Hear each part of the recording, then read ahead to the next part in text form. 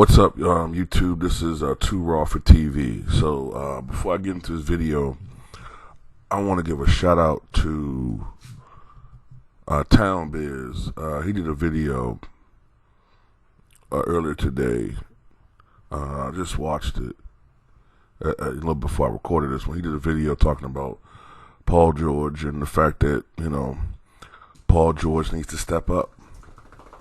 And I agree 100% with his video. Shout out to Town Biz, you know what I'm saying? Look, I've been defending Paul George for quite a bit. I used to defend Paul George all the way back when he was still playing with the Pacers.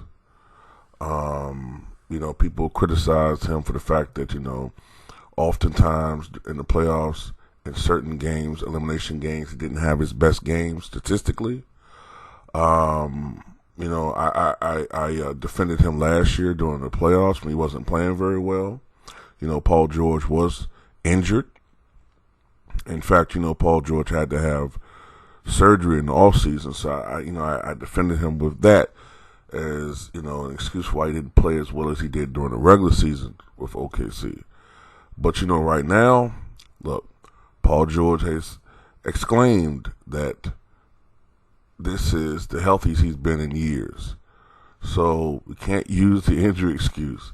Paul George, talks about how Dallas' defense isn't all that great, but yet, you're only averaging 15 points a game this series and only 11 points the last 3 games on 21% shooting from the floor and 16% shooting from three-point range. So you're not shooting the ball well. You're not, look.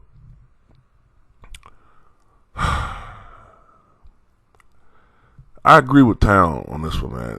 Look, if the Clippers were to lose this series against Dallas, the way that a lot of the media's in the bag for LeBron and the Lakers, and as much as Clippers Nation has taunted a lot of these guys over this past season, if they were to lose to this team in the first round, by extension, Kawhi is not going to hear the end of it. But in reality, Paul George is not going to hear the end of this, okay?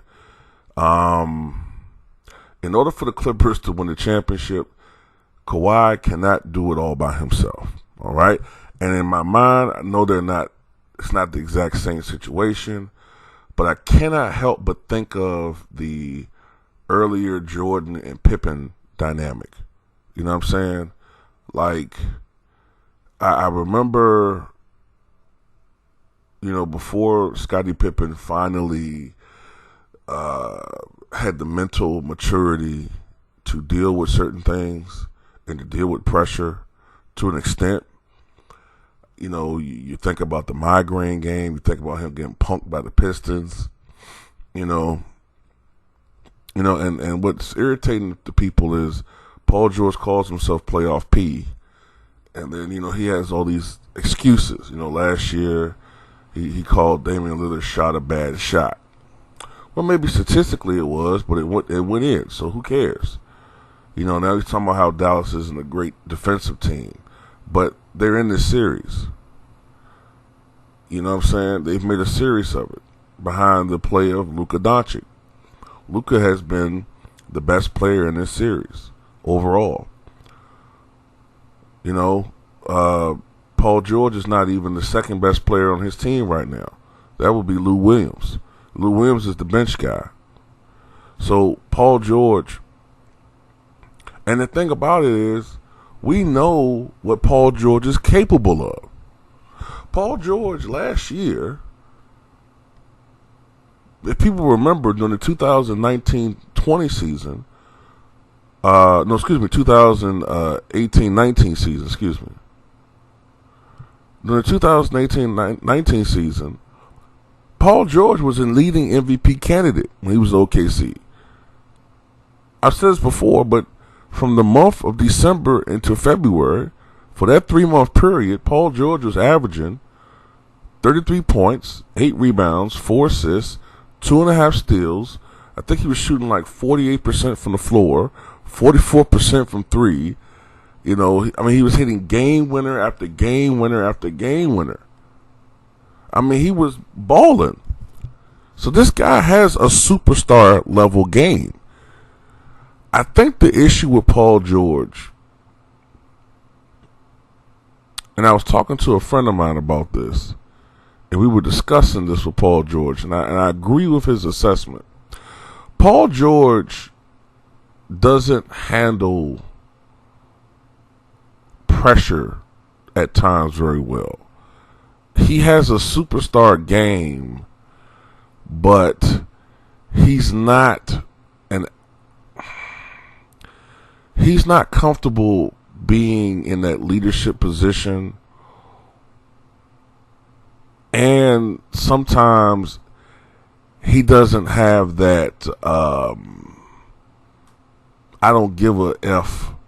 I gotta watch how I talk on here. I don't give a F motor that Mike, Kobe, and to an extent Kevin Durant have. You know what I'm saying? Like, they can start off 0 for 6, 0 for 10, and they're going to still shoot because they think they're going to make their next 10 shots. That's the mentality they have. Paul George, he can disappear. And one of the benefits that he had playing in OKC is this. He knew that no matter how he played in OKC, the media would blame Russell Westbrook, which is what they did, right? Remember when, you know, Paul George was flourishing and averaging that 27, 28 points a game he did for the season, at one point over 30. The media was saying, well, why doesn't Russell score more? Why doesn't Russell help out Paul more? Then when Paul George got hurt and Russell became more offensively aggressive, then they say, oh, well, look at Westbrook shooting his team out of the playoffs again. So he knew that the pressure was going to be on Russell Westbrook and not him. But now in this situation, there's more pressure on him to produce consistently. And, you know, Dame Lillard did say something one time about guys like Patrick Beverley. Well, Patrick Beverley's a different level, though. You know what I'm saying? He's a defensive guy. That's a different level. But he said something about Paul George when they were talking smack against each other. Dame Lillard did say something about Paul George. He said that Paul George, you know, be running to different teams and, you know, because he doesn't, basically he's trying to say in so many words, he's a follower. He's not a leader. And,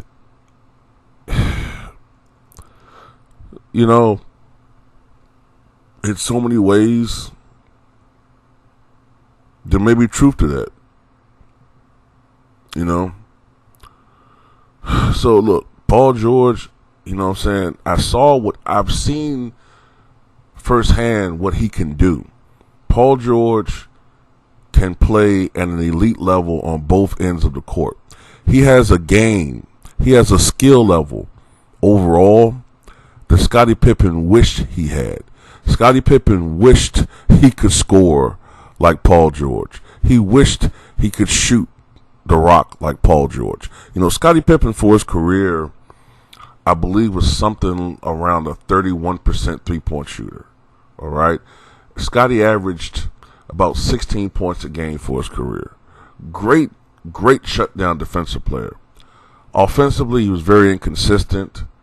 Not the scorer that Paul George is. Nowhere near the scorer on a consistent basis that Paul George is. Paul George is a 38, 39% career three-point shooter, something in that range. So this is a guy that could shoot. But sometimes mentally, Paul George can be, I think, knocked out of the games at times.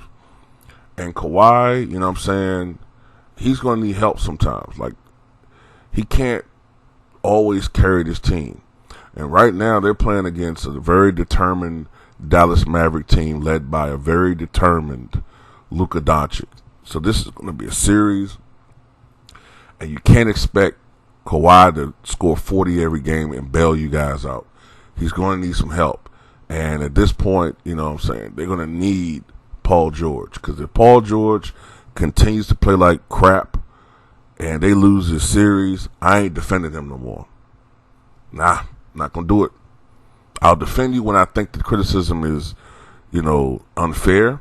Like that idiot that said that Paul George was overrated. Like, in what universe is he overrated? Do you know what the word overrated means? But, you know what I'm saying, if you go out there and, you know what I'm saying, you play like crap again, you know, next 2 games you play like crap and Dallas wins, you know what I'm saying, even though Kawhi, look, this is the thing. The Chicago Bulls, right, in 1990, people overlook this. We all know the Bulls won the title in 1991 against the Lakers, right? But you know, if Michael Jordan had got any help that day when they was playing at Auburn Hills in that Game 7 against the Pistons, they might have won that game. Now, the final score was a 19-point blowout, right? But if you look at the fact that the other starters plus B.J. Armstrong missed 46 out of 57 shots from the floor that night. And you heard me right. They missed 46 out of 57 shots. But the Pistons only won by 19. That tells you that if they were just decent, if they had only missed, you know, let's say 30 out of 57 shots, they would have won the goddamn game. So the Bulls' run really could have began in 1990 if Mike had got some help that particular game. But Scotty went 1 for 10. I think B.J. Armstrong went 1 for 8. John Paxson went like, I think 1 of 11 or something. Horace Grant went 3 for 17. Bill Cartwright went like maybe 2 for 12. The team shot like crap outside of Jordan. So what I'm saying is, no matter how great an individual player is, he's only as good as the sum of his parts when he's playing against a great team. And the Clippers are a great team, all right? And but they are playing against a team right now, the Dallas, that's very dangerous. And Kawhi is going to need some goddamn help. You know what I'm saying? I said a little curse word, but he's going to need some help, man. So, yeah, Paul George has got to step it up. And if he doesn't, you know, I'm just going to, look, it is what it is. He could deserve all the criticism he gets. But tell me what you guys think.